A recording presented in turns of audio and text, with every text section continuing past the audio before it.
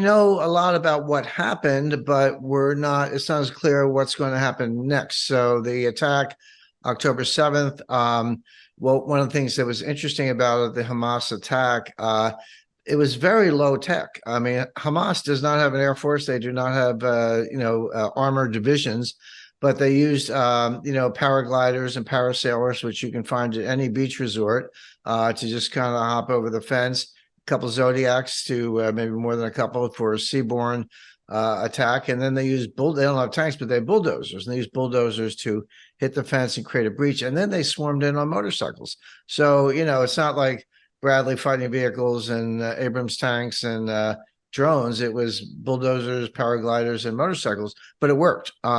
They got in, but from there, it was just horrific. They were not looking for Israeli defense posts. They were not looking to confront the Israeli defense forces.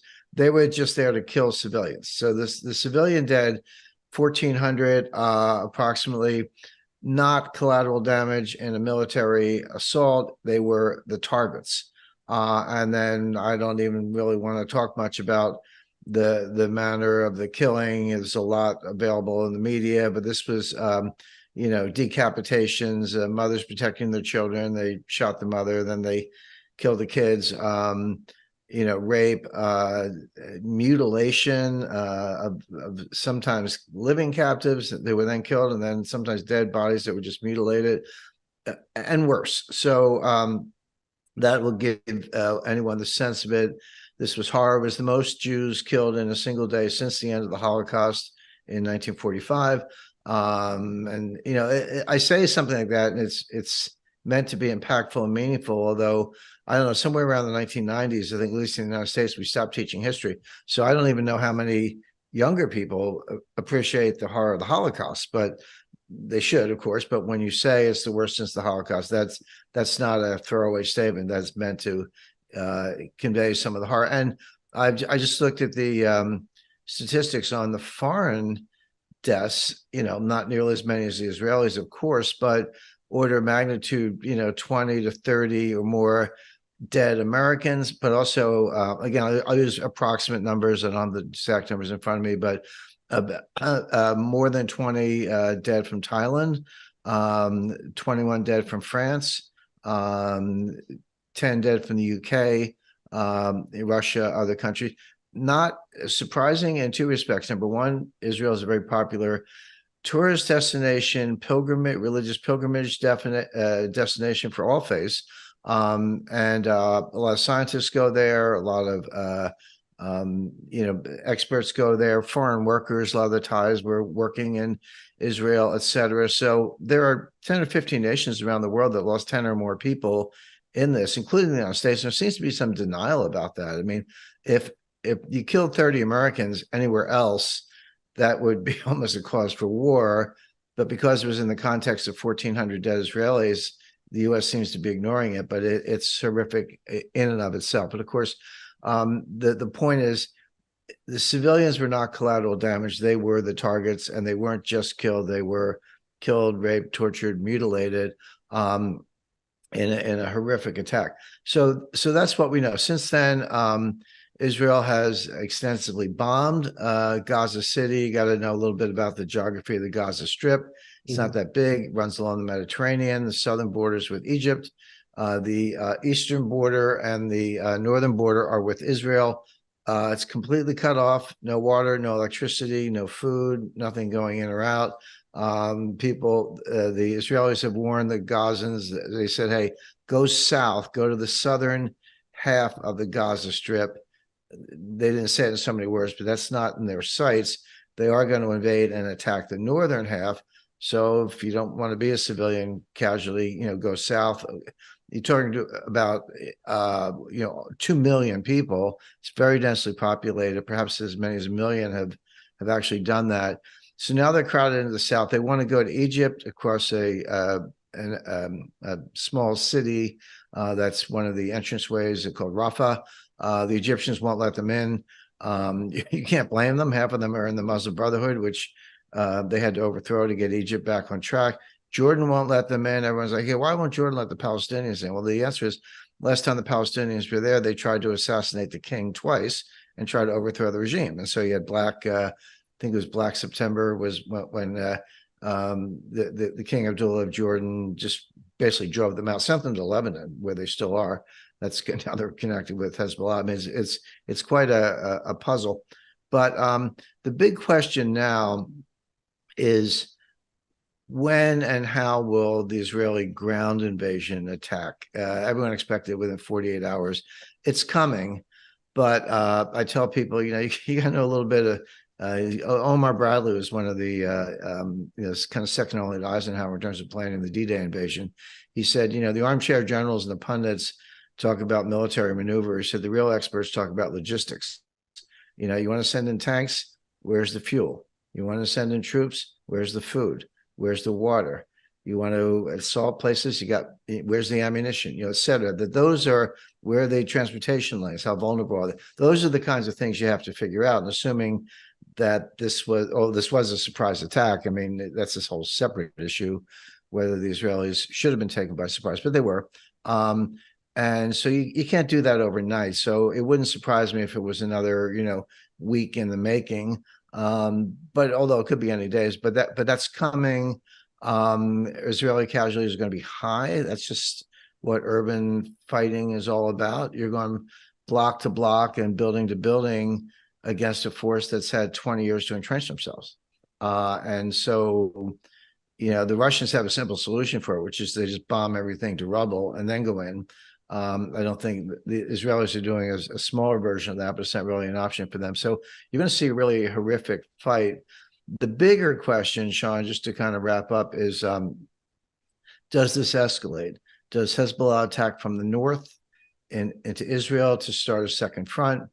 Does Iran get involved because they're the biggest backer of Hezbollah and Hamas?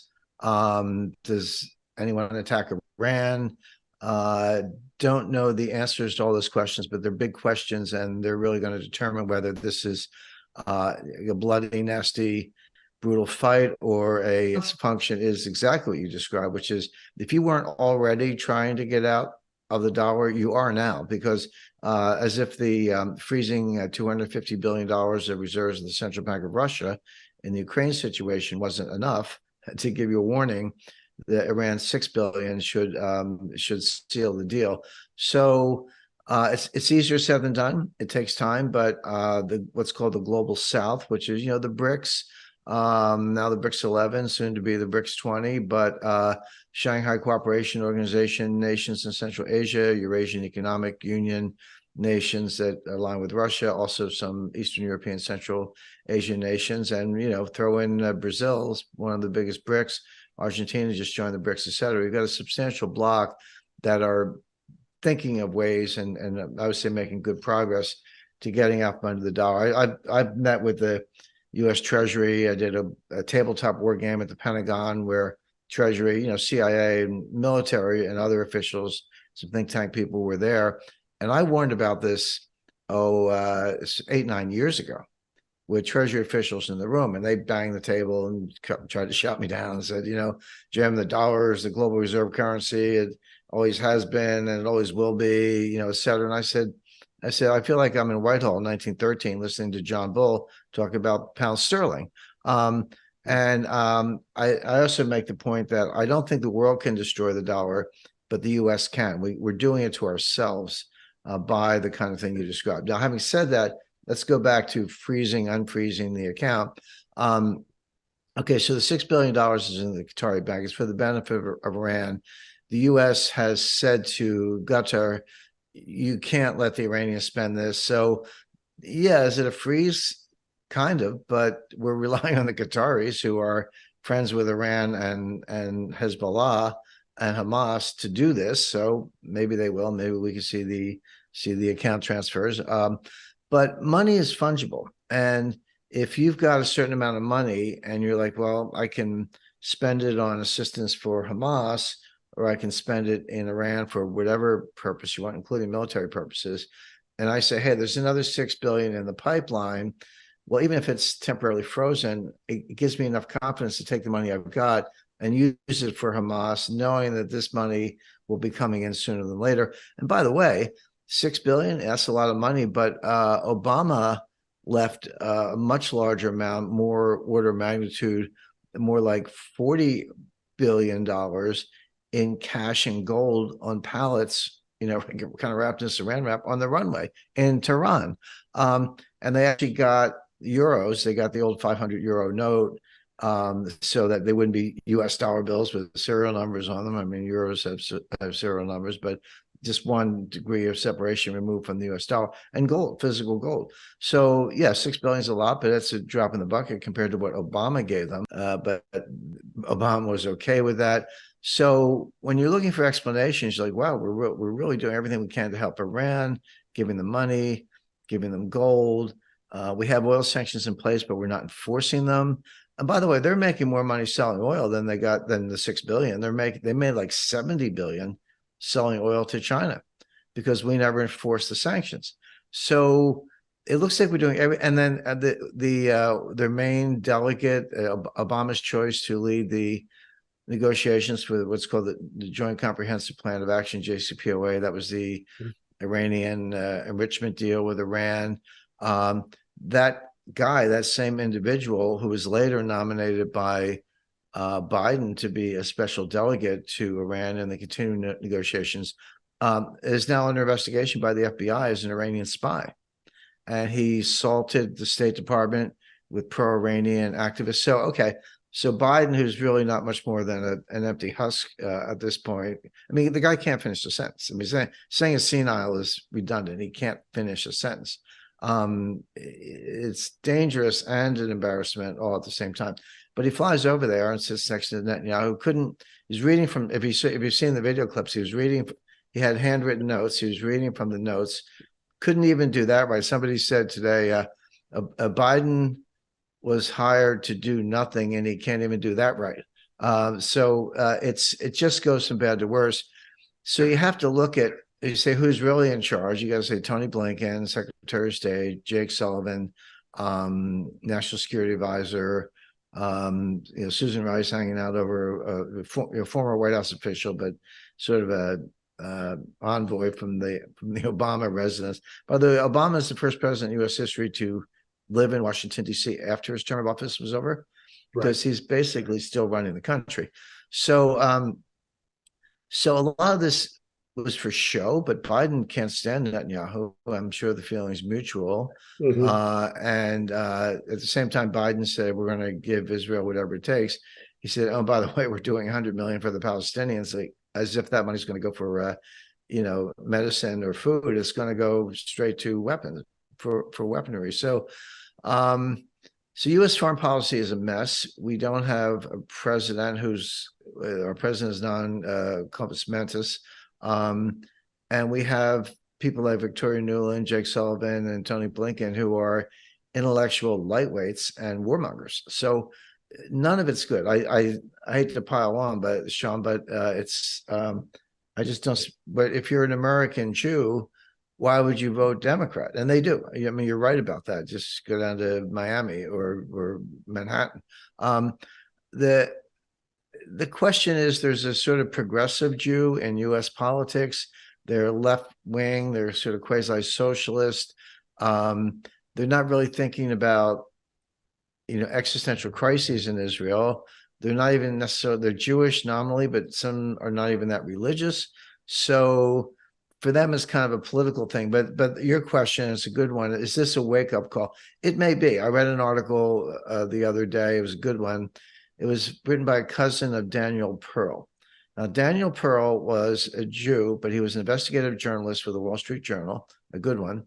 And he went to Pakistan to investigate, and it was in Karachi. I've been to Karachi. It's pretty chaotic city. And he went there to look into the roots of Islamic terrorism. There was some event that happened prior, and he was kind of looking into that. And he was kidnapped and beheaded. Now his family, this was I want to say 2005, somewhere in there. I could be off on the exact date, around 2005. His family, instead of like seeking vengeance, they set up the Daniel Pearl Foundation. They encouraged outreach to Palestinians. They sponsored cross-cultural music and arts events to encourage, as I say, communication between Israelis and Palestinians. They took the peace, love, and understanding approach. And I'm not even criticizing. I'm just saying that's what they did. Well, this article is from the cousin who knows the family and has been involved in this efforts, and a self-described progressive Jew. And he said, it's over. He said, I'm out of forgiveness. I got no forgiveness left in the tank. I'm paraphrasing, but that's what he said. And he happens to be in the Israeli Defense Forces reserves, and he's living in, I think, Germany. But contacted the IDF and said, here's my number. Call me if you need me. But he's ready to go back into the fight. So here's this sort of quintessential, smart, upper middle class, well-educated, progressive Jew trying to do outreach of exactly the kind we were describing. Hamas, as horrific as they were in this attack, that basically divided the Palestinian people. This is colonialism 101, which is divide and rule. The British figured it out, and they did it very successfully for a long time. So if you have two groups representing the Palestinian people, the Palestinian Authority and Hamas, and for that matter, if you want to say three, if you include Hezbollah, that means there is no unified Palestinian voice. And again, I've been all over these areas. I've been in the West Bank. I've crossed into Palestinian territory. I've been on the Golan Heights with IDF forces, Humvees with 50 caliber machine guns, minefields, barbed wire fences, no man's land. I've been in the Dead Sea. I've been, up and down Israel, Jordan, Egypt, of course. So I've been in the neighborhood, and it's it's a very rough neighborhood. By the way, border walls work. The Israelis built a border wall along between the West Bank and the main part of Israel, and it works fine. It ended the second Intifada because they were bringing terrorists across. So don't let anyone tell you that walls don't work. They work fine. But so a little bit cynical, but yeah, supporting Hamas to some extent, or encouraging Qatar and Iran to support Hamas as a way to divide the Palestinians. It's also been reported, I think reliably, that Netanyahu had a little bit of a heads up from Egyptian intelligence and perhaps his own intelligence people and other sources that some kind of attack was coming. Now, to be fair, saying, hey, something's up or an attack's coming, if you don't know exactly when, it's like, oh, yeah, well, okay, they've been attacking us for 80 years. What else is new? That's not the same as knowing the low-tech tactics and the fact that they were out to kill civilians. They're not the same. But was Israel not just caught by surprise, but maybe, clearly an intelligence failure, clearly a military failure. I was reading about one kibbutz that has weapons. Also, good argument against gun control, by the way. You ought to have weapons for weird situations. But one kibbutz, they had them in a locker. They passed out the rifles. The gate was closed. The inside the kibbutz, they're fending off the Hamas, but Hamas kept coming, kept attacking. The military forces were nowhere to be found. They're calling the army. They can't. It's chaos. And somebody says, and they're defending themselves, but somebody says, "Why don't we call the police?" And they did, and the police showed up with like a SWAT team, and then the combination of the kibbutzim and the police, Hamas did retreat. So that's the kind of again, chaos and unpredictable outcomes you were expecting. But clearly, the military were not alert. The intelligence, there was an intelligence failure, and I won't dispute the fact that Netanyahu had some kind of heads up, but it could not have had the specificity that we now know happened. So that puts him behind the eight ball. Now the question is, what does he do? And that may kind of presage a more violent, more extended, longer, more in-depth attack on Gaza City, because he feels that that's what he has to do to redeem himself. So I don't know. We're mixing up politics, geopolitics, and violence in the same formula, but without knowing the outcome, my initial assessment would be that they're going to go in with a lot of force and have a lot of Israeli casualties, and probably in the tens of thousands of Palestinian casualties, and they're just going to try to wipe out Hamas. At least some commentators are, oh, oil's going to 100, then 120, and all that. The fact is, there are, absent the war, and it's a big exception, but just put it to one side for the moment. The trend in oil prices should be down. A lot of other things are deflating. There's strong disinflation. The economy's slowing. The second quarter numbers are going to be, third quarter numbers are going to be okay, but that's because there was a lot of strength in July, coming out of the second quarter. But it was driven by consumers drawing down their savings and using up their credit cards. But there are limits to that. Like your savings go to zero and your credit card is capped out, and so that's it. Then the interest starts compounding at 20%, and you triple the principal and double the principal in 3 years, and that doesn't end well. So it looks like the consumer kind of hit the brakes in beginning around mid-August into September. Gasoline consumption is down. And that demand is pretty inelastic, but if it's down, it means that people they're just traveling less. They're just not using as much gasoline. So that and a lot of other factors, including the fact that Iran's pumping away and Saudi Arabia's, Saudi Arabia put a little cap on production to support the price. But the fact that they did that tells you that the price wants to go lower. So the macro picture is that oil prices should be lower, but they're not. And the reason is right now is because the uncertainty surrounding the Israeli war. So I see the war between Israel and Hamas. It's not that oil prices are soaring, but they should probably be coming down, and they're not. So it's really put a floor under prices. Right. So this $85 to $88 barrel per barrel price, it should be down in the 70s, but it's not. So it's put a floor under it. Now the question is, does it spike for other reasons? And the reasons would be escalation of the war. Does Hezbollah open a second front? Does Iran get involved? Iran's already involved. It's all behind the curtain. They're providing Hamas doesn't have a satellite network, but Iran does. And if you can use the spy satellites to provide intelligence, then that's valuable. So Iran's already doing that sort of thing.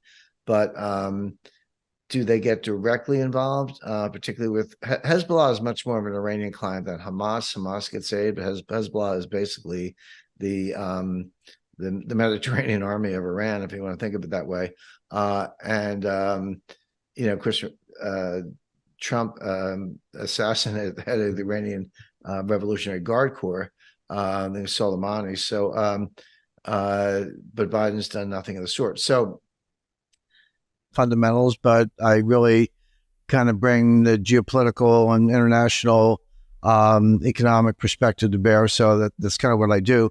But this is a very unusual situation where you sort of get a macro view of something and you realize, well, wait, there's a bigger macro view and then an even bigger one behind that. So you have to kind of keep going through the layers. So, of course, enormous amount of attention focused right now on the war between Israel and Hamas. We kind of know what happened on October 7th, but I still, and I follow the Ukrainian war closely. I read a lot of history.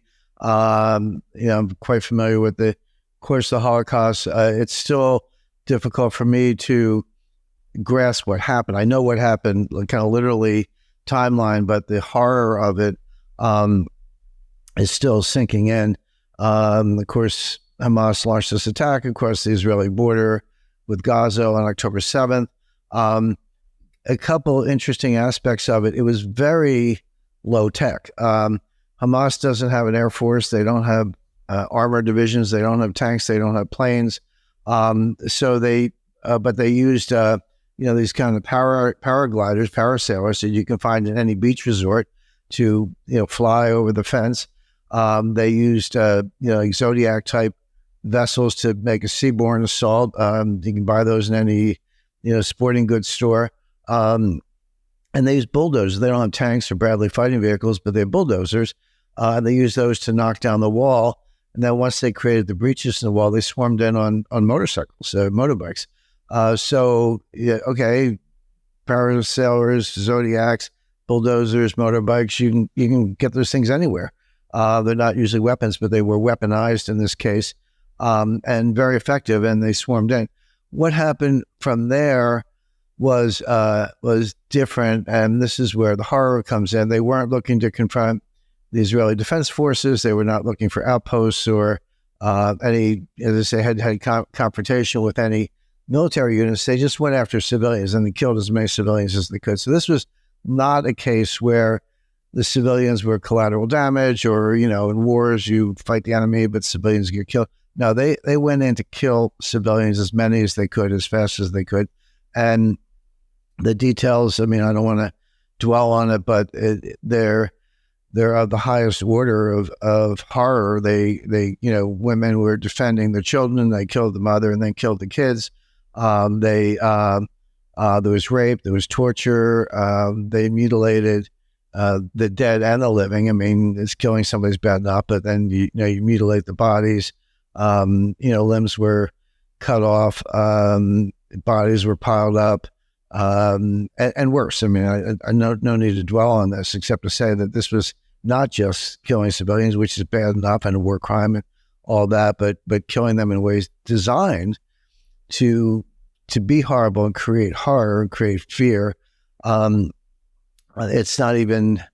I mean, people call them terrorists. I'm not sure they're quite terrorists. They're more like stormtroopers, or what the Vikings used to call berserkers, who went into combat just in a trance, and were exceedingly violent. So that's horrible enough. 1,400 dead in one day, overwhelmingly civilians, overwhelmingly Israelis, but a lot of people are, well, we're now learning, some of the numbers are coming in, how many foreigners were killed. About, I'll use round numbers, so, very close.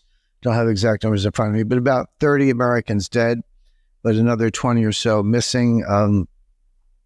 Could still be found dead, but perhaps hostages. There were 30 or so Thai citizens, folks from Thailand. Mostly there was guest workers. 21 French killed, 10 British killed, 10 Russians killed, and other nationalities. And not really surprising in the sense that Israel is a popular destination. I've been there. I've been all over Israel. I've been in the West Bank. I've been in the Golan Heights with the Israeli Defense Forces. I've been in the Palestinian territory. I've been to Jordan. I've been kind of all over the area. It's it's a beautiful country, but people go there as tourists. They go there as students. They go there as religious pilgrimages, scientists, and guest workers. So there are just lots of reasons for people from all over the world to be there, and many of them were killed. Again, just to be clear, overwhelmingly Israeli, but there's almost a little bit of denial about the fact that 29 or 30 Americans were killed. I mean, if 30 Americans were killed in an assault on civilians by some terrorist force anywhere else in the world, that would almost be a cause of war, but because it was in the context of this much larger massacre, that we seem to be ignoring it. Again, it's really a shock to the French, the Thais. It should be a shock to the Americans. I'm a little surprised there hasn't been more international outrage given the scope of it. But getting back to the Israelis, this was the largest slaughter of Jews in a single day since the Holocaust. And normally I could just put a period after Holocaust and leave it at that, and people would know what I mean. But unfortunately, in America, it seems like we stopped teaching history somewhere in the 1990s, and you almost have to remind people what the Holocaust was. But 6 million Jews killed by Nazis and Germans over the course of World War II. Not just big numbers, but done on an industrial scale, a planned industrial scale. They actually couldn't kill people fast enough with bullets. They had to create, the gas chambers and the ovens and all that. But that was over in 1945, and since then, this is the most Jews killed in one day since the Holocaust. So that, in addition to the horror I described, helps to put it all in context. So that's what we know. Israel has responded with a massive bombing campaign in Gaza. And it helps to know a little bit about the geography of the Gaza Strip. It's small. It's I think about 8-10 miles wide and maybe 40 miles long. Lies along the Mediterranean coast. The southern border is a border with Egypt. It kind of goes into the Sinai, but it's not a border with Israel. The eastern border and the northern border are with Israel. So it's completely, surrounded. You got the coast. It's completely blockaded right now. So no food, water, any other supplies or provisions are getting in. The electricity has been cut off. The borders are closed. So there are a lot of, Israel said to the Palestinians, get out of northern Gaza. Most of the population is in northern Gaza, closer to that border with Israel.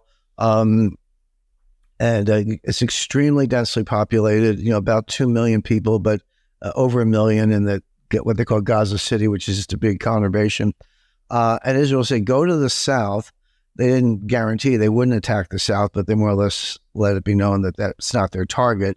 Their target is the northern part of Gaza, again, abutting Israel. I said, just go south because we're coming in and we're not out to kill civilians, but there will be civilian casualties, what they call collateral damage. So get out and go to the south. Many have, but how do you move a million people in 72 hours when they don't have any, kind of sophisticated transportation network, war supplies, or anything else? Hard to say. And a lot of them have ended up, there's a town in the southern part of the Gaza Strip on the Egyptian border called Rafah. That's a border crossing, but it's closed. And people are saying, well, why won't the Egyptians let in the Palestinians so they can at least get out of the way of this Israeli attack? And the answer is that it wasn't that long ago that Obama installed a member of the Muslim Brotherhood as the president of Egypt. And they had to have a military coup to get rid of the Muslim Brotherhood. The Ikhwan in Arabic is the most radical Islamist faction. You can break it down into Hamas and Hezbollah, fighters in different countries and ISIS and all that. But they all kind of come under this umbrella of the Muslim Brotherhood, which is extreme and radical. The Muslim Brotherhood chapters in the United States, don't let them tell you that they're just like civic organizations. These are the most extreme elements. But so they had to overthrow the Obama-installed Muslim Brotherhood president of Egypt, get in military guy, al-Sisi, who's now the president, to stabilize things. So the Egyptians say, thanks, we've had enough experience with the Palestinians, you're not coming in. Jordanians said the same thing, and people say, why won't the Jordanians let the Palestinians in? Well, the last time they did, they tried to assassinate King Abdullah twice, and they tried to overthrow the monarchy. So Abdullah had what they called, I think, Black September. I forget exactly what year it was, sometime in the 1970s. But he basically drove all the Palestinians out of Jordan and sent them to Lebanon, where they are today. So there are over 1 million Palestinian refugees in Lebanon. They sort of form the backbone of Hezbollah. I mean, it gets complicated really fast. But the point is, the Jordanians are not letting them back in. The Egyptians are not letting them back in. They went to great lengths to get rid of them. And of course, the Israelis are not letting them in. So they have nowhere to go. You'd almost have to have a seaborne evacuation. I don't know where they would go. But they've been warned. They moved to the south. Israel's coming in. Now, they're already bombarding Gaza City by air. But what we're talking about is a ground invasion, and with armor and infantry and artillery and drones and a lot else. And people say, well, what's the holdup here? It's been a week at this point, or almost 2 weeks. The answer is, and I thought, Omar Bradley, who was, the number 2 World War II general under Eisenhower in terms of planning the D-Day invasion, he made a very smart comment. He said, the pundits and the armchair generals think about, brigades and attacks. He said, the real military people think about logistics. In other words, you want to send armor in? Fine. Where's the gasoline coming from? You want to send infantry in? Great. Where's the food and water? You want to go door to door and fight it out in Gaza City? Great. Where's the ammunition coming from? In other words, all those supplies, water, food, fuel, ammunition, uniforms, medical support, those logistics are often what determine the success of an invasion.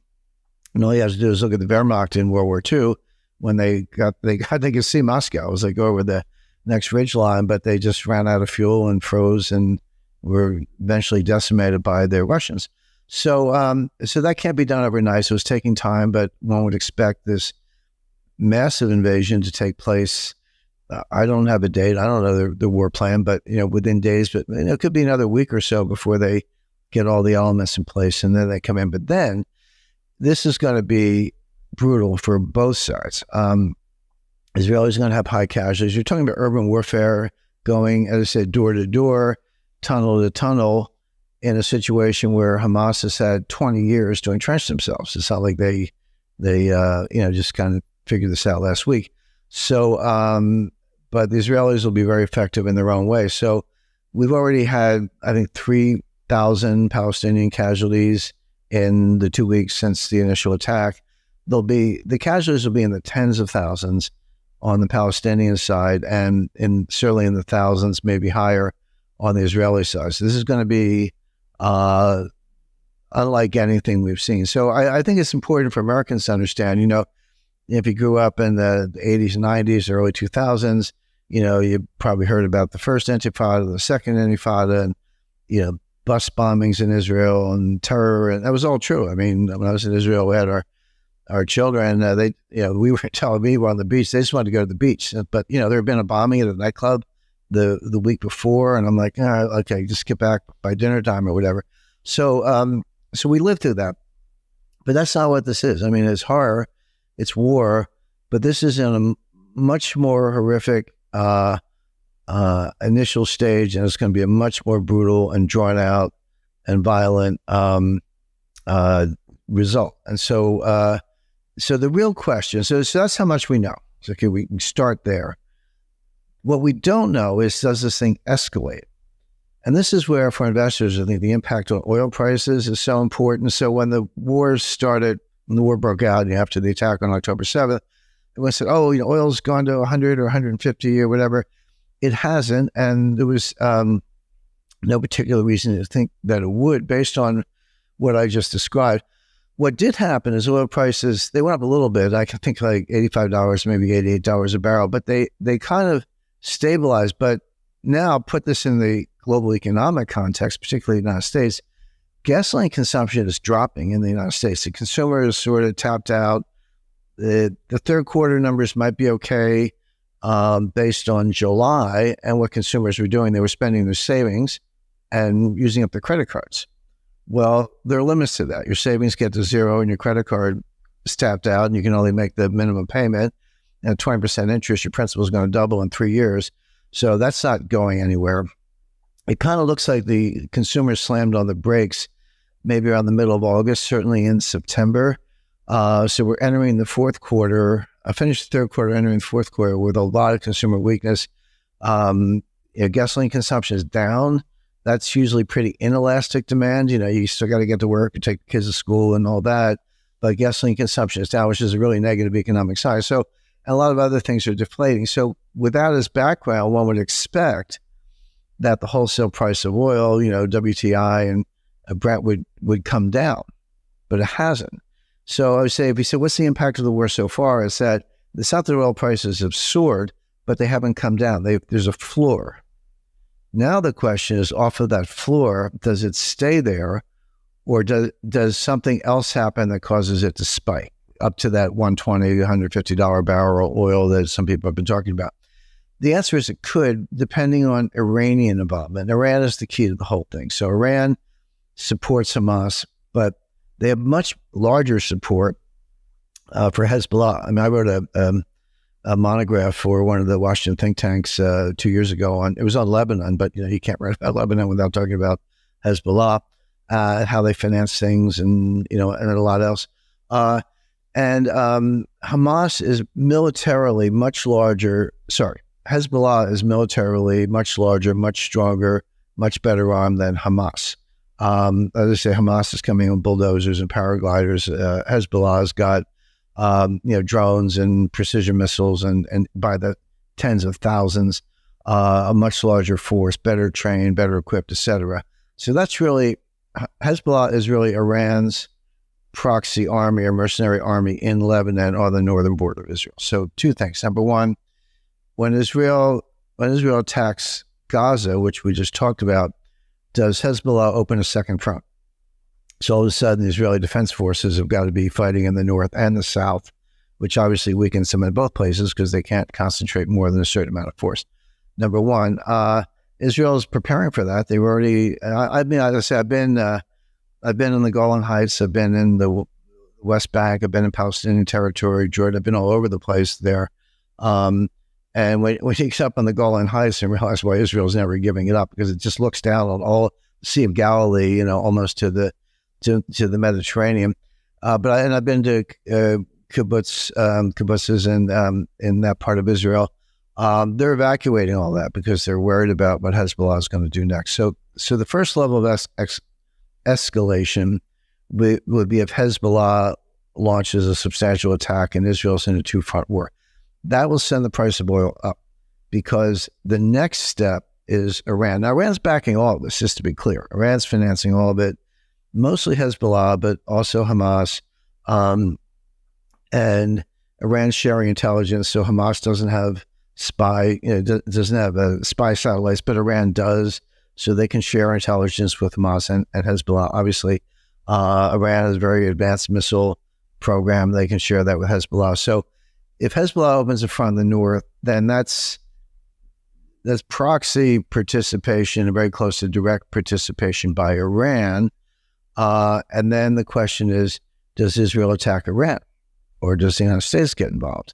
Once that shot is fired, then forget it. Now you're talking about closing the Persian Gulf. You're talking about which Iran can do. We can try to fight the Iranian Navy in the Straits of Hormuz. That would be a touch and go battle, but we could win. But do you really want a full scale naval engagement between Iran and the United States and the Straits of Hormuz? You can. I've been there too. You can.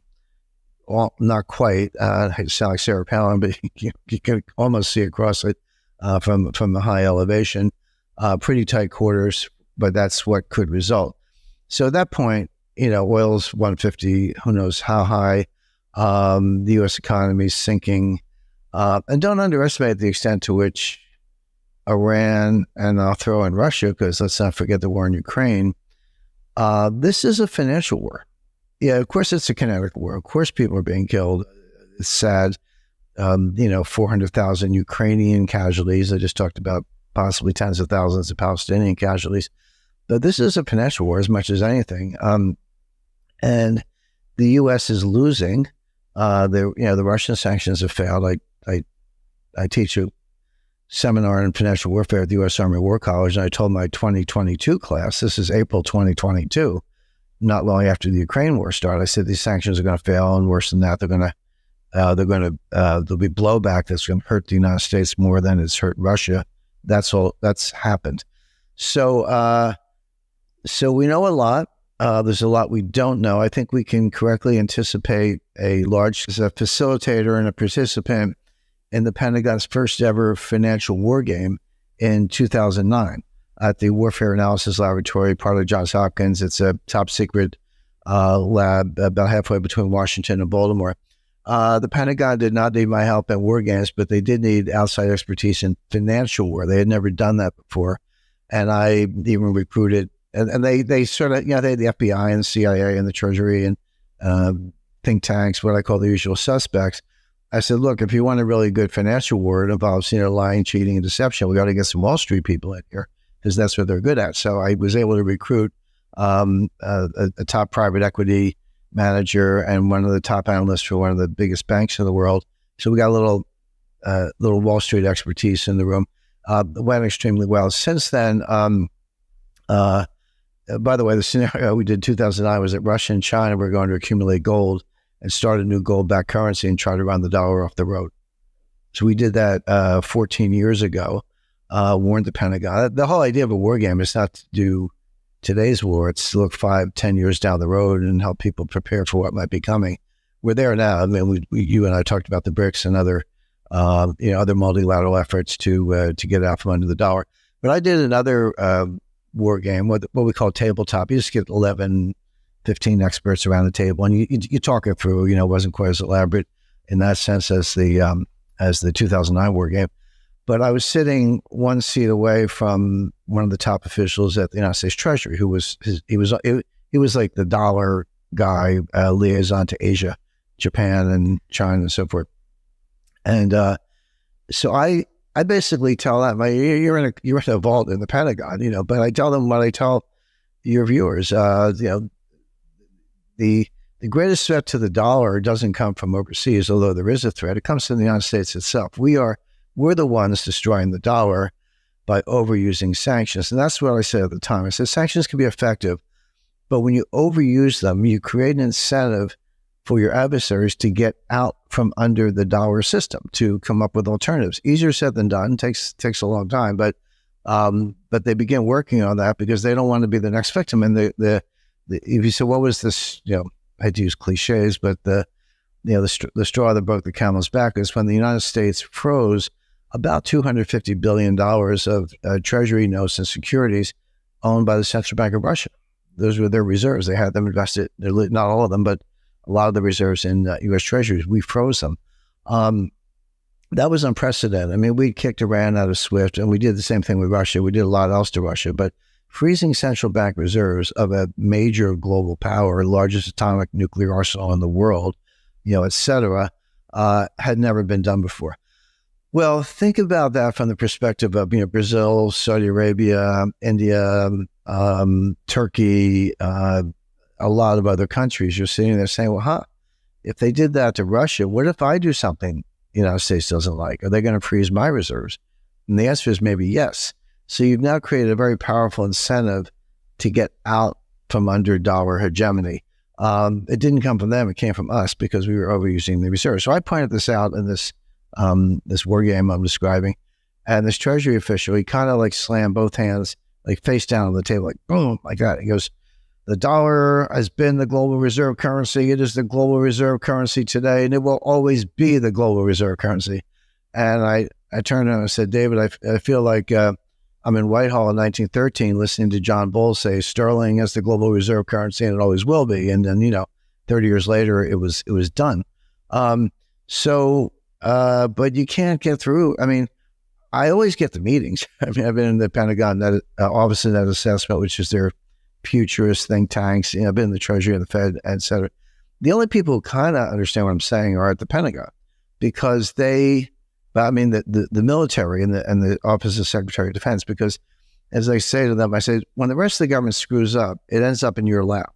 Like the military, and that's going to happen in Israel, the military is going to have to come in and pick up the pieces that other people in the State Department, the Fed, and the Treasury have scrambled. So they kind of get it, but the Treasury doesn't get it. The Fed's kind of not involved. They don't really do international stuff. It's not part of their mandate, so-called. The White House, Janet Yellen doesn't understand anything we're talking about right now. She's a statistics geek from Berkeley, probably a high IQ, no common sense, no real international experience. So she doesn't understand this. So when I taught my financial warfare seminar at the U.S. Army War College in 2022, as I mentioned, I told them it was all brand new. Sanctions was coming. I understood them. I worked with sanctions for years, decades. And I said, they're powerful. They're going to fail. They won't work for a country like Russia. Russia has too many alternatives.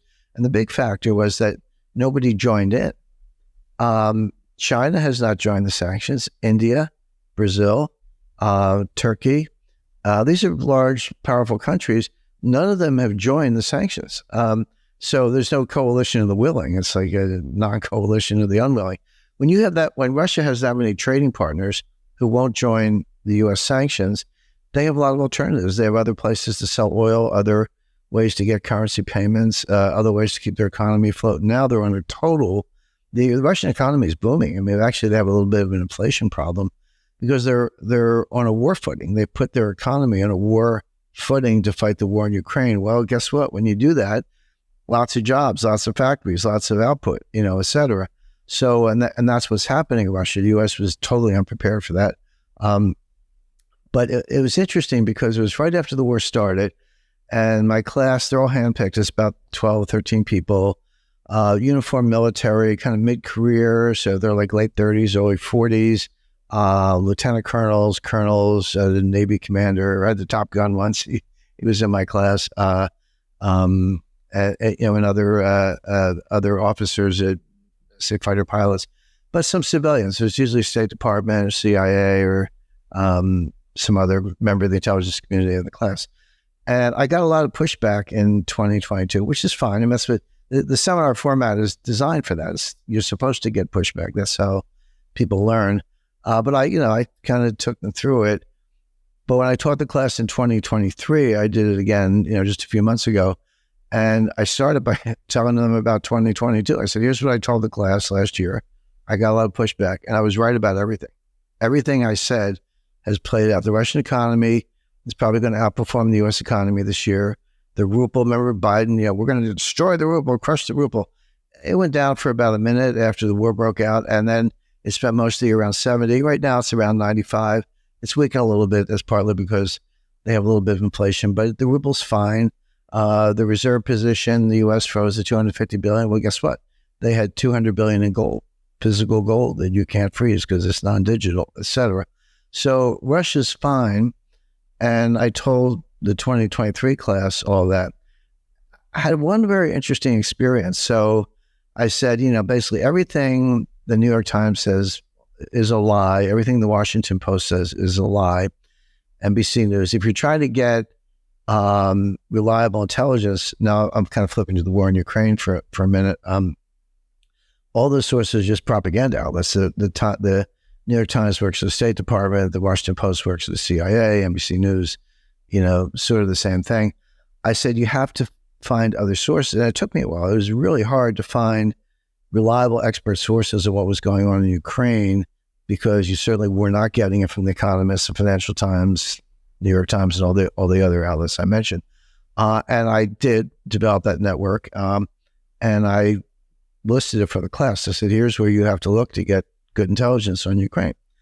And so one of the breaks, this very nice lady who was a senior official at the State Department, took me aside and she said, would you mind sending me that list of sources? And I said, of course, I'd be glad to. And I did. But then I thought about it and said, wait a second, you've got like a top secret security clearance. Like, if the whole top secret thing is like, there's stuff beyond that I can't even talk about. But I said, you got all the security clearances in the world. You have access to the entire intelligence community output, and you're asking me for sources. But it shows you how much of a bubble the U.S. intelligence community, the military, and how much propaganda there is, and how much the intelligence service are lying to our own people. And she's like, can I get some of this other stuff? I said, yeah, here it is. So that's, so we're losing the financial war in Ukraine. We're losing the financial war to the BRICS. Not all at once. These things can take years to play out, but we're doing it to ourselves by abusing sanctions. They're weaponizing the dollar. Well, we weaponize the dollar. You should expect that trading partners are going to weaponize back to sundown Saturday. They're, a devout Jew will just kind of like not look at the internet or not look at TV or whatever. They just kind of cut themselves off. So the war happened, and don't think any of this was coincidental. Hamas attacks on a Jewish holiday. American Jews are home, with Shabbat and celebrating the holiday. So it wasn't until they kind of woke up Sunday morning when they could kind of, get back online and get back, oh, look what happened. But by then, the anti-Semites and the pro-Palestinian factions were out on college campuses, in other demonstrations, but definitely on college campuses.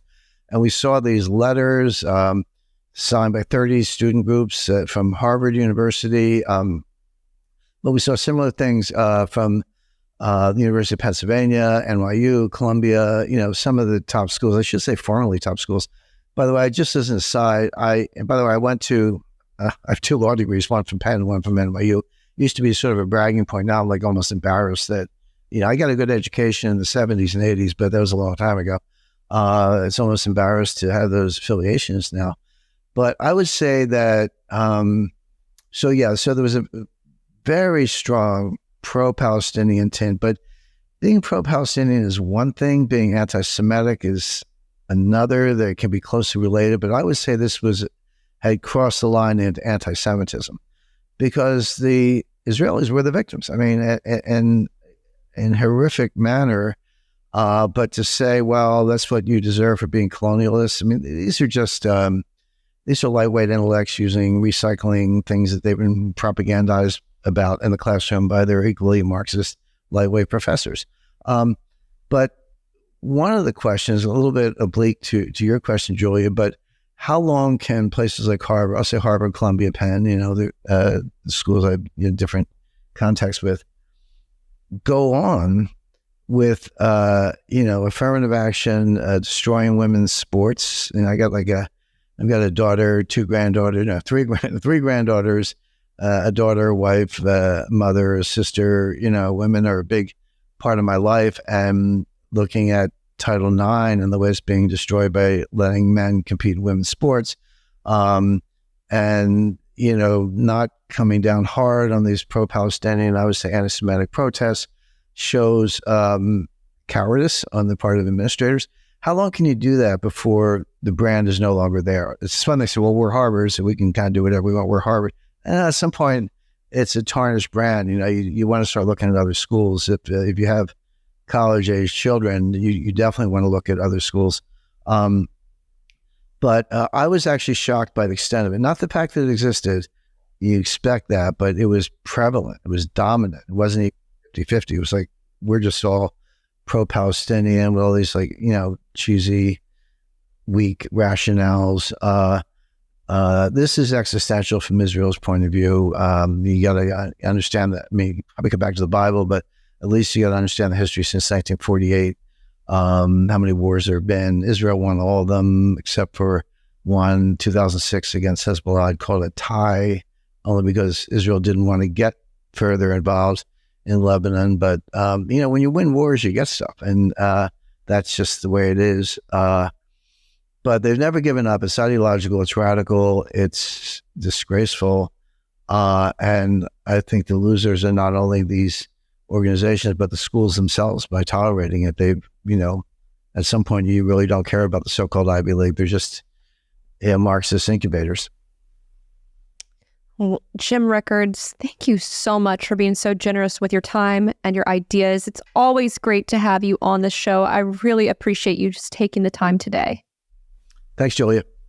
Talk specifically about third parties, and then I'll come back to Trump and Biden. This will be the most significant third party year since 1992. Now, there are always third parties, but they usually get 1% of the vote, 2% of the vote. The Libertarians always run somebody. The Green Party always runs somebody. They're on the ballot and they have a nominee every year. Although don't underestimate the impact of a 1 or 2%er. And now I'll go back to 2016 when Donald Trump beat Hillary Clinton. And everyone knows the story. On even on the morning of the election, Hillary Clinton was getting like 92% odds of winning, 94% odds of winning. Nobody thought Trump would win. Trump didn't think Trump was going to win. Melania didn't think Trump was going to win. There were only a handful of people, myself, Steve Bannon, and a few others who, kind of raised their hands and said, yeah, Trump is going to win. But that was a really tiny, tiny group. But why did he win? Well, he took some key states, Michigan, Wisconsin, Pennsylvania. The so-called blue wall turned into a red wall, at least for Trump. But in those states, remember, Hillary got more popular votes. A place like California, she'll get 6 million more votes than Trump. It doesn't matter because you can only win California once. Yeah, Hillary got all the electoral votes in California. It doesn't matter if she won by 6 votes or 6 million votes. You only get those electoral votes one time. But she did win by like 6 million votes. So Hillary Clinton won the popular vote. But that's not how presidential politics works. You go state by state, electoral vote by electoral vote. And in places like Wisconsin, Trump won, but only about like less than 1% or close to 1%. Well, Jill Stein, who is the Green Party candidate, got about 2%. And to this day, Hillary blames everyone for the loss, the Russians and trolls and robots and everything else. But in Wisconsin, Jill Stein might have cost her that state and cost her the election. So even the 1 or 2%, in a world where the two leading candidates are only 1% apart, a third party that takes 1 or 2% can affect the outcome. So I wouldn't underestimate that. But having said that, this is going to be much, much bigger. This is going to look like 1992, where Ross Perot got 19%. Now, Ross Perot did not win one single state, but he took an enormous amount of votes from George H.W. Bush, and we got Bill Clinton as a result. Bill Clinton was elected twice, never got a majority of the popular vote. He won in 1992 with something like 43% of the vote. It wasn't even close to 50%, but it was more than George H.W. Bush. And if Perot had not run and he disaggregated his vote, you some would have voted for Clinton, but more would have voted for George H.W. Bush. George H.W. Bush would have won that election except for Ross Perot. When else has that been such a big factor in U.S. history? Well, the other time was 1912. What happened then? Well, Teddy Roosevelt became president after William McKinley was assassinated. McKinley won the presidential election in 1900. He was assassinated soon after.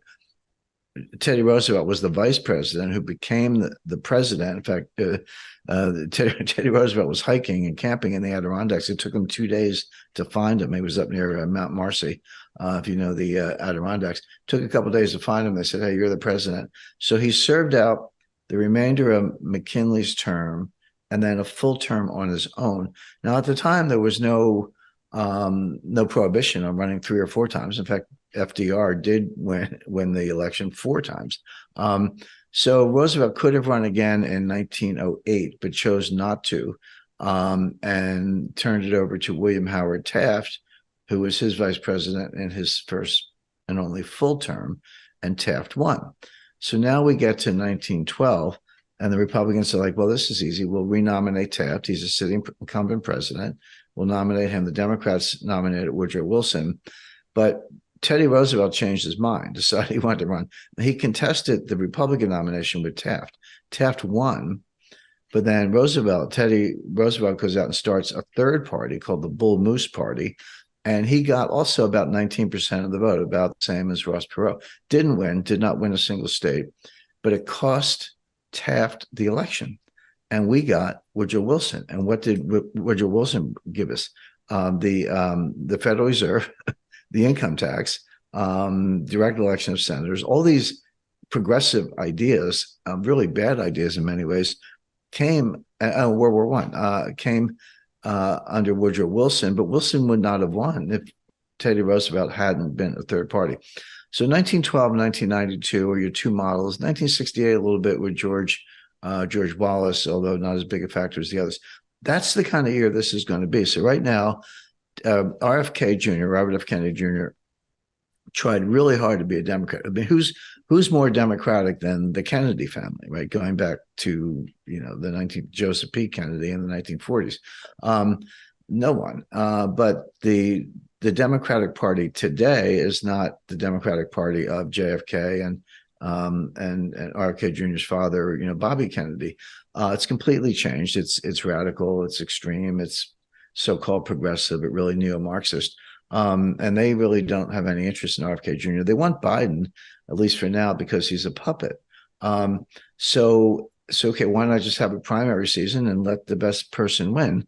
Well, the answer is no. The Democrats don't actually believe in democracy. They like to rig the game.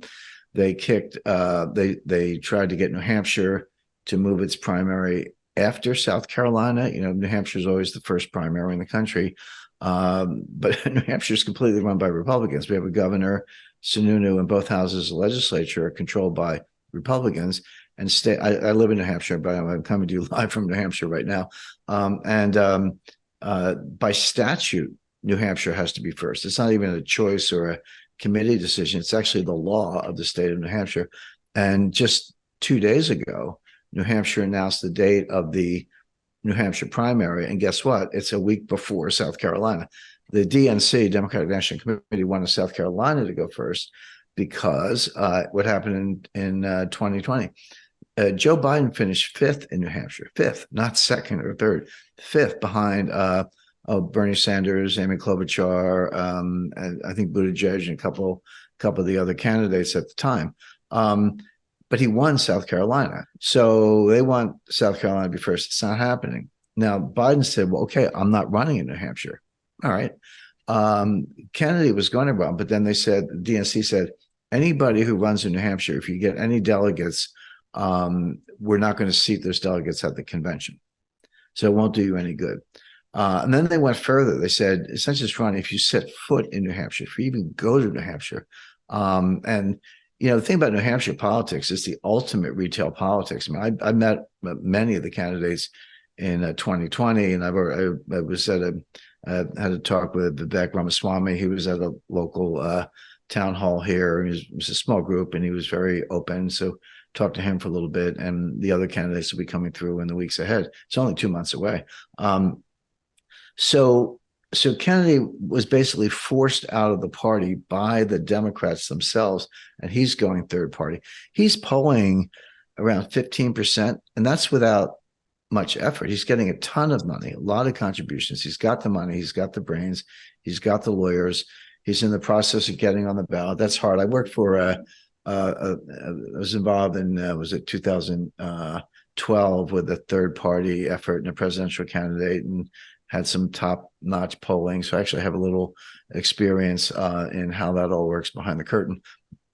Not easy to get on the ballot, but Kennedy can do it. Now you've got Cornel West is running on the Green Party ticket for the nomination.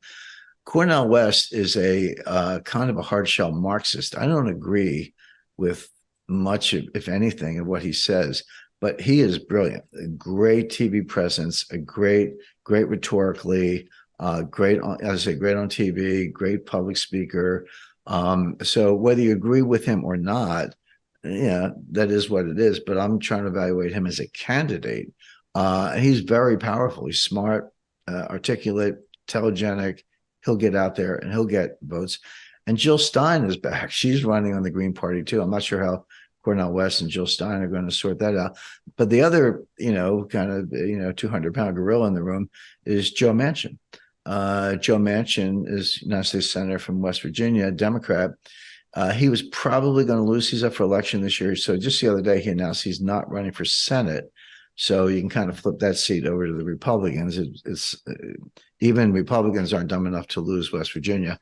So he'll probably so that'll be a Republican seat, which is a big deal in terms of the Senate.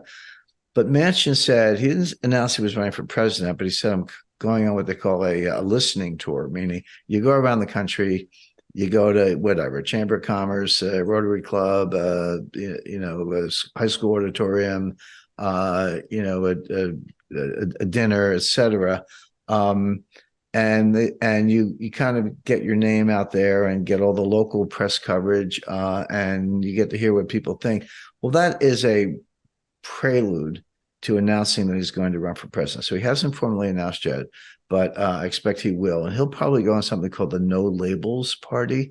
I guess no label is a label, but they've done it. They did with this other party I was talking about in 2012. I worked with. They got on the ballot. So you're very likely to come into election day, November 5th, 2024. I'll talk about Biden and Trump in a second, but with RFK Jr., Cornel West, Jill Stein, and Joe Manchin, all of whom are very powerful in their own way. They're all different from each other, but they have their following. The polls show that 70% or more of the Democrats don't want Joe Biden to run, and 33% of the Democrats said they would vote for RFK Jr. if he did run as an independent. So you're likely to see some number, and it's hard to say what, but kind of 20% or more of the vote going to these third-party candidates, mostly Democrats because they don't like Biden. I mean, 60% of the country hates Trump, but that's always been true. But the idea that maybe 30% of the country can't stand Biden is new, and for an incumbent president of a major party. So that is going to pretty much sink the Democrats and guarantee the Republicans going to win. Now, but again, people aren't ready for this. It's happening. You can kind of pick it up in threads from the media and so forth, but nobody's thinking about it. And you got to be a certain age to remember 1992. I don't remember 1912, but I read about it. So this doesn't happen often. As I mentioned, there are 2 cases in the last 110 years, but it does happen. And this looks like one of those times. Now, if you're a Democrat, and I'm talking about Democratic power brokers, because Democrats don't really believe in democracy. I mean, they go through the motions and they accuse Trump of being, a dictator or whatever. But it's the Democrats who rigged the elections. They ran Bernie Sanders off the road in 2016. They ran Bernie Sanders off the road again in 2020. He probably would have got the nomination both times if they had, kind of played fair, but they don't.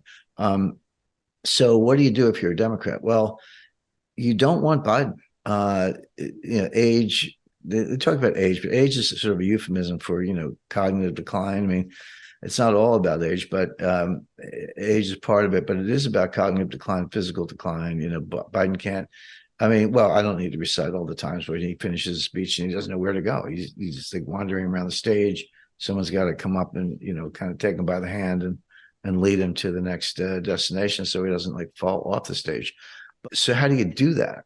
Well, what I expect is the following: that Biden will actually run in the primaries, not New Hampshire, but we've been through that. But South Carolina, Georgia, Super Tuesday, he'll run in the primaries, kind of like the basement strategy we saw in 2020. Remember the rallies and the movie theaters would be 20 cars flashing lights and honking their horns because of COVID. I don't even know what that was, but that was his idea of a rally. Trump would have 25,000 people in a stadium. But so some variation of the basement strategy, and rack up a lot of delegates. But then mark this down, next May or June, probably May, Biden will announce that he's not running. Now, that's not the same as resigning. I'm not saying he's going to resign from the presidency. I'm going to say that he's going to announce that he's not running for the nomination. No, he's not running for re-election. But he said, well, he's got all those delegates. Yeah, but he can release the delegates. That's the part people don't understand. Biden can release the delegates. Now, in the Democratic Party, you have this other category called superdelegates. Superdelegates are not elected. They're party officials, county chairs, state chairs, insiders, Donna Brazile, James Carville, whatever. There's this class of superdelegates. It's about a third of the total delegates. So the superdelegates will, when Biden says, I'm not running, they'll announce for fill in the blank. Gavin Newsom is obviously the most likely person, but it could be Jay Pritzker of Illinois, Gretchen Whitmer of Michigan, even this nut, Jennifer Grantham, is our Secretary of Energy. She's a big part of the Green New scam. But one of them will be the nominee. And then the party will turn to the regular delegates and say, you got to get in line. And they will, because they're Democrats. And all of a sudden, you'll have a convention in July or August of 2024 that nominates, let's say, Gavin Newsom, even though Biden got all the delegates because he stepped aside and released them. So he's a stalking horse. Biden is a stalking horse for probably Gavin Newsom. And so what you really have to ask yourself is, can Gavin Newsom beat Donald Trump? Because Donald Trump is almost certainly the Republican nominee. Again, like him or hate him, I don't want to get into that, but I can read polls and I can do math, and Trump is heading for the nomination. So now you can't think about Biden versus Trump, and don't even look at polls about Biden versus Trump, because it's going to be Gavin Newsom versus Trump. But so how does that work out? Well, in a two-way race where people don't even know who Gavin Newsom is, I mean, they've seen him on TV or whatever, but he's a new face. He'll read scripted remarks and all that. Newsom might run ahead of Trump in a two-way race, because Trump has a ceiling. Trump's got 40% locked in, like so solid. I've never seen a more solid base, but you can't win with 40%. You don't necessarily need 50, but you need 48, 49 overall, and you need 50, 51 in 7 or 8 swing states. And Trump can't quite get there on his own because the anti-Trump factor is so strong. But if you strip 20% away from the Democrats because of the third parties, which we already talked about, then Trump wins. So put your crash helmet on, get ready, because this is going to be a very wild ride. And then just another wild card in the deck. Trump is on a criminal trial. He's been indicted criminally for about 100 felonies in 4 different jurisdictions. Those trial dates are set. Well, one of them has already begun. The Georgia vote rigging trial has already begun, but we're in pretrial motions. They haven't picked a jury or actually started that. But the other cases, one's in Palm Beach County on the classified documents. One's in Washington, D.C. on the January 6th riots. One's in New York on what's her name? The hush money case. I forget that model. I'll say model. Forget her name, but that case, and then the business records. It's a lousy case. They all are, but that's another criminal trial. So he's going to get convicted somewhere. I mean, yeah, some of these will be delayed. Some of the charges will be dismissed. Some of them, they'll be dropped. But there's so many in so many different places that he's going to get convicted of something. So he'll kind of be a convicted felon on election day. Will he be behind bars? Possibly. And it doesn't matter. Well, it does matter actually, but it doesn't stop you from being president. A convicted felon who is in prison can be elected president of the United States. There is no constitutional legal prohibition on that. So will Trump be like orange hair, orange prison jumpsuit behind bars on election day? Maybe. But even if he isn't, if he's out pending appeal, he'll still be a convicted felon, but he might get elected. But the three big variables: is Trump convicted felon? Probably yes. Is Biden we never know. You never know you're in a recession until it already started. And you look back and say, oh, gee, interest rates peak, stock market's coming down, unemployment's going up, initial claims are going up, et cetera. You can look at all that data, and there's a lot more besides, and say it doesn't look good. But then it's like, oh, gee, it's actually a lot worse than we thought. We've been in the recession since, let's say, October 2023. But whether we're in one right now, which we may be, or we're in one soon, which is highly likely, you're going to roll into 2024 and all this electoral politics that we just discussed in a recession, possibly a bad one, and maybe what I call stage two of the banking panic. Don't forget good old Silicon Valley Bank and First Republic and Credit Suisse failed. 1877, I believe, one of the biggest, oldest banks in the world, failed. You got the shotgun wedding with UBS. So everyone's like, oh, well, thank goodness the banking crisis is over. It's not over. It's at halftime. Everyone's in the locker room, but they're going to come out and play a second half. There's going to be stage two of that banking crisis. A financial crisis is not the same as a recession. But what if we had both? So, do you really want to be Gavin Newsom or anyone for that matter? Well, see, Trump's out of office, so he can run as the guy who's going to fix the problem. Gavin Newsom is a Democrat. Okay, he's not president of the United States, but he is governor of California. He is a Democrat. He's going to get tagged with this. He's going to be like Biden light.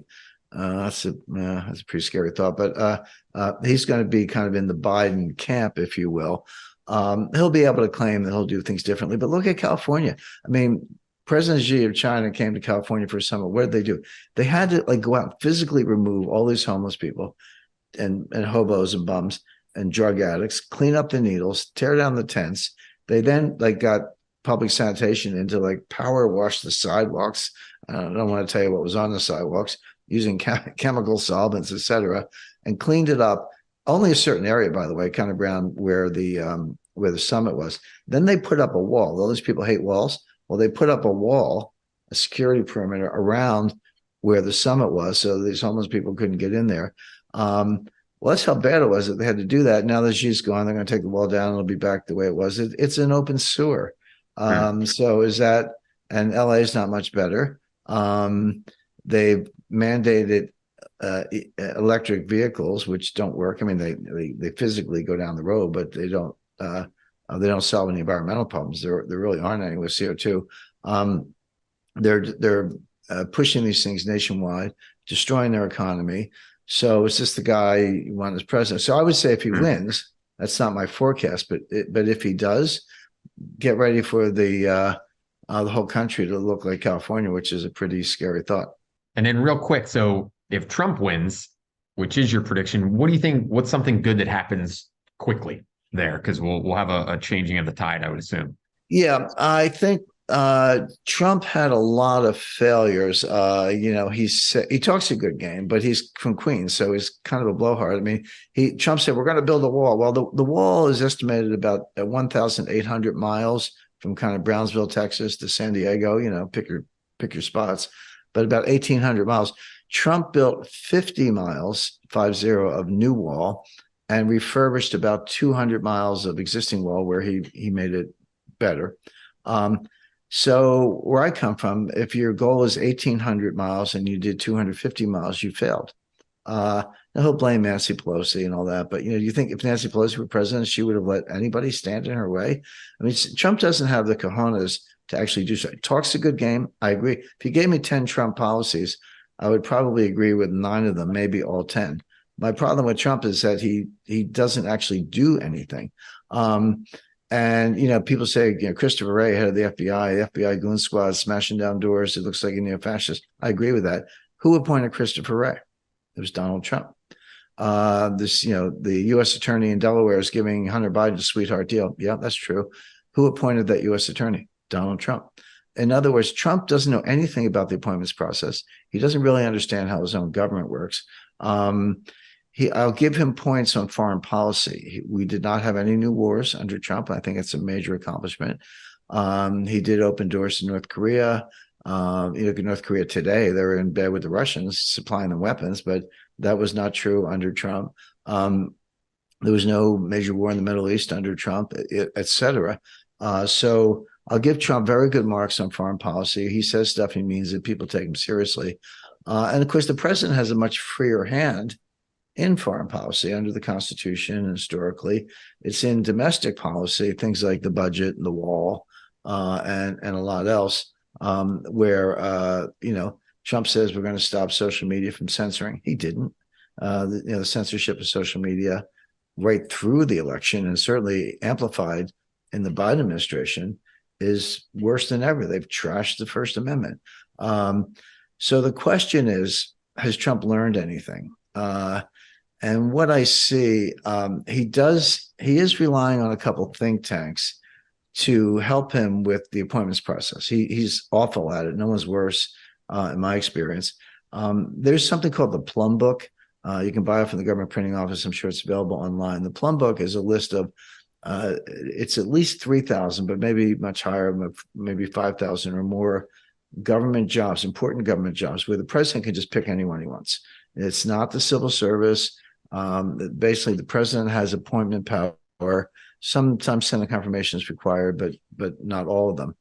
And what you're supposed to do, and what Obama did in 2008 with help from Valerie Jarrett and a lot of other people behind the curtain, they filled in every one of those blanks, thousands of jobs. They said, this person's getting this. And it's not just cabinet level, it's deputy secretary, assistant secretary, deputy assistant secretary, heads of agencies, SEC, EPA, FTC, et cetera. They had them all figured out with loyalists. And then Trump was clueless, didn't understand what I just described, didn't have that list.